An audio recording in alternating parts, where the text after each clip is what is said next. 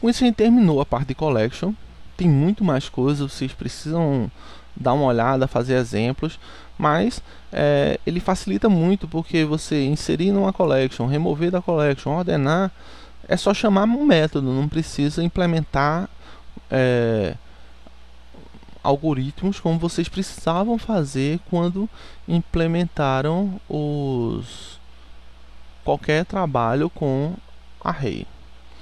Por exemplo, vocês fizeram em linguagem de programação 1 repositório usando array.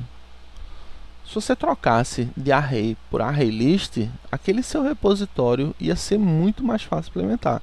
Vocês podem fazer esse teste.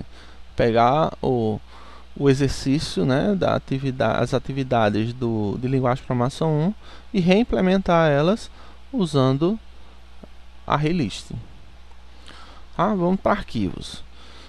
Em Java existe um conceito chamado fluxos de dados, ou do inglês streams, que são uma abstração para a comunicação de dados entre uma fonte e um destino.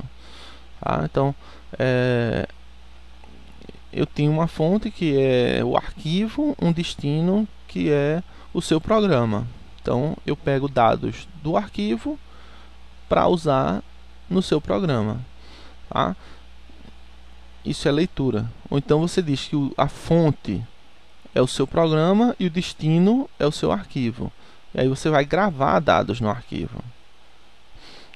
Arquivos, eles geram uma exceção, né, IOException, ou subclasse dela. Por exemplo, File Not Found Exception herda de IOException, ou EOF Exception. EOF significa End of File, fim de arquivo.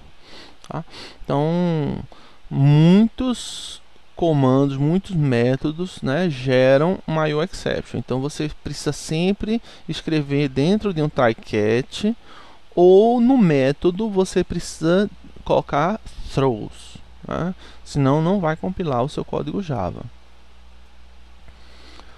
O primeiro exemplo é um arquivo de caracteres. Se você quiser trabalhar com arquivo texto, lendo e escrevendo letra por letra, né, caractere a caractere, você pode usar as classes FileReader e FileWriter. Para a gravação é possível gravar uma string no arquivo, porém para a leitura é necessário ler caractere a caractere. Observe que o tratamento de exceções feito nos próximos exemplos utiliza try-catch e throws. Vamos dar uma olhada aqui. Como é que eu escrevo texto num arquivo? Eu tenho o main aqui. O main ele pode levantar uma IOException. Por que ele pode levantar uma IOException? Porque eu estou chamando aqui um exemplo, o arquivo .close, e esse arquivo .close não está dentro de um try-catch. Então, se esse close não está no try-catch, eu obrigo o main precisar escrever o throws IOException. Eu tenho aqui FileWriter, arquivo, recebe null. Estou declarando a minha variável arquivo. Scanner para poder o usuário digitar texto. E aí o usuário digita uma frase. Então aqui, try. E esse try não tem o catch. Quer dizer, se acontecer qualquer problema, eu vou levantar uma exception. Mas ele tem o finally. Por quê? Se ele conseguir executar isso com sucesso, ou se ele não conseguir terminar de executar tudo, ele vai tentar fechar o arquivo, sempre. Então aqui eu tenho um new FileWriter, e aí eu passo como parâmetro aqui, do construtor, o nome do meu arquivo, arquivo1.txt. Imprimo na tela, digito uma frase, peço para a pessoa digitar uma frase, né, uma entrada .nextLine. E se a frase não for vazia, o que eu faço? Eu gravo a frase, a string inteira, e gravo /n. Imprimo, digito uma frase e peço para a pessoa digitar uma nova frase. Ele fica nesse loop perguntando várias frases para o usuário. Quando o usuário não quiser mais digitar nada, ele dá um Enter só e a gente para de gravar. Quando parou de gravar, vai fechar o arquivo. Tá? Lembre-se que sempre a gente precisa fechar o arquivo, por isso que o close está sempre dentro de um finally. Esse código aqui, ele vai ler aquele arquivo que a gente gravou com outro programa. Aí a gente vai usar o file reader. Um detalhe, é caractere a caractere, mas a gente não usa um char, a gente usa um int. Por que isso? A gente usa o int porque o int pode ter valores negativos. Então, quando você lê um caractere do arquivo, e esse caractere é -1, significa que você chegou no fim do arquivo e não tem mais nada para ler. Tá? Então a gente criou aqui, ó, um file reader e você passou o nome do arquivo no construtor. Se esse comando deu certo, você vem para a linha de baixo. Olha, eu tenho aqui esse parênteses interno que ele vai ler e fazer uma atribuição. Isso não é comparação, isso é uma atribuição. E vai gravar na variável C a letra. Se essa letra for diferente de -1, é uma letra válida. O que a gente faz? A gente imprime. Se você não converter isso para char, o print vai imprimir um int. E aí vai aparecer números na tela. Tá? Então você pega o C, converte para caractere e imprime letra por letra. Tá? No final disso, você fecha o arquivo. Tá? Bom, aqui vocês já viram que é bem fácil trabalhar com arquivo em Java. Agora, ficar lendo letra por letra não é tão eficiente assim, né? Por quê? Acessar o disco é um processo muito lento em qualquer programa. Tá? Como é que a gente pode melhorar esse desempenho? A gente pode melhorar esse desempenho usando buffers. Significa o seguinte: em vez de você ler caractere a caractere diretamente do disco, você lê um bloco inteiro e guarda na memória RAM. Então você pega um pedaço grande do seu arquivo e traz todo ele para a memória RAM.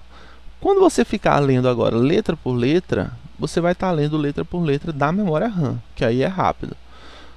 Quando você terminou de ler todas as letras, todos os caracteres que estão naquela área da memória RAM, o que o programa automaticamente faz? Joga fora o que foi lido e lê mais um bloco inteiro para a memória RAM. Tá? Esse processo é automático, você não toma conhecimento, né, desse buffer, mas ele existe e é um processo automático. Como é que a gente faz isso? Você vai poder pegar esse código daqui, olha, que você tinha, que você declarou a variável arquivo, e aqui quando você usa new file writer, você criou um arquivo. Você vai encapsular, você vai pôr esse seu new file writer dentro de um new buffer writer.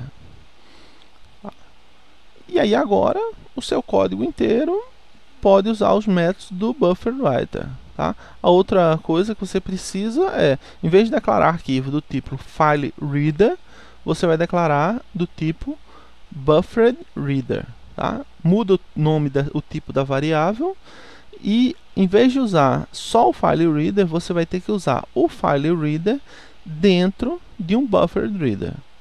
Tá?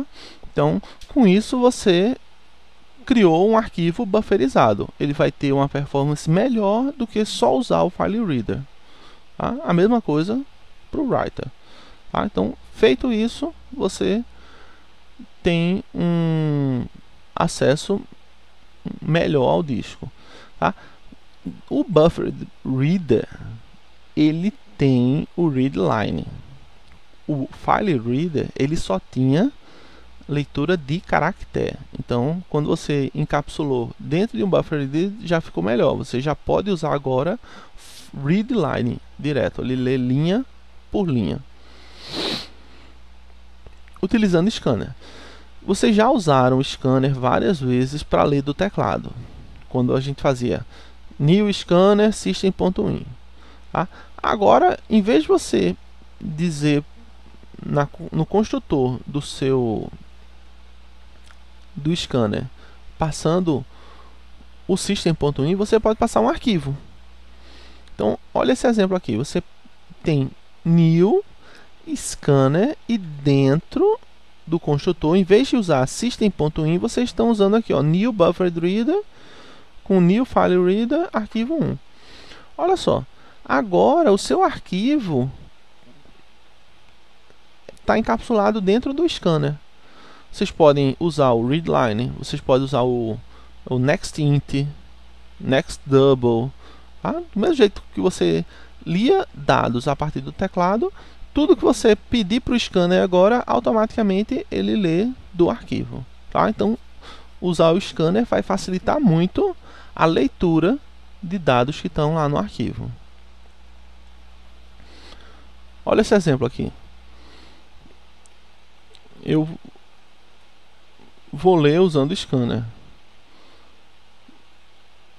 Arquivo.hasNext, né? Eu criei o scanner aqui. Enquanto tiver mais algum elemento no arquivo, o que eu estou fazendo? Arquivo.nextLine. Ele lê uma linha do arquivo. Fica aqui, várias e várias vezes. Se por acaso fosse um arquivo que tivesse um monte de números, você ia fazer arquivo.nextInt ou nextDouble. Depende, tá? Você usa agora os comandos que vocês já estão acostumados a usar do scanner, tá? Então, essa história de fluxo de dados, os chamados os streams, eles abstraem. Para ele não interessa se é do teclado, se é de um arquivo, se é de outro programa. É um fluxo de dados, é uma stream. Ele, se tiver dados lá, ele lê desse jeito, né? No caso aqui, quebrando em tokens, né? Quebrando em pedaços, usando os comandos de scanner, que é nextLine, nextDouble, nextInt.